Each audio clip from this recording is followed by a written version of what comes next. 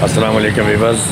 बड़े अरसे से बहुत सारी वीडियोस मैंने डाली हैं इस हवाले से, फेसबुक पे भी और सोशल मीडिया पे भी। आप जानते हैं कि ये देखें, ये खानेवाल का एक मेन बाज़ार है, एक मेन बाज़ार है अयूब रोड। यहाँ पे जब पहले सड़क बनाई गई तो ये जो डिवाइडर लाइनें हैं ये बिल्कुल सड़क से ऊंची थी और सेंटर में जो था ना ये यानी कि मतलब एक ग्रीन बेल्ट के तौर पे था।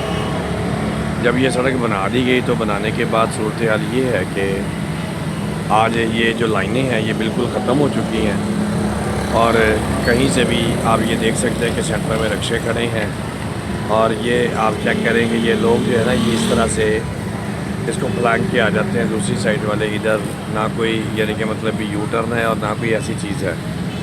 इस वजह से बहुत सारे हादसा भी होते हैं और लोग जो है वो सीधे रास्ते का इंतखाब भी नहीं करते। और बाकी भी आप ये देख सकते हैं कि ये देखें ये गाड़ी खड़ी है बल्दिया की और इसके साथ आगे देखें कि ये रिक्शे खड़े हुए हैं और इन रिक्शों में सारी सूरत हाल है। मैं बोल के देखा और दोबारा करनी है, मैं रिकॉर्डिंग की नहीं की। हाँ जी।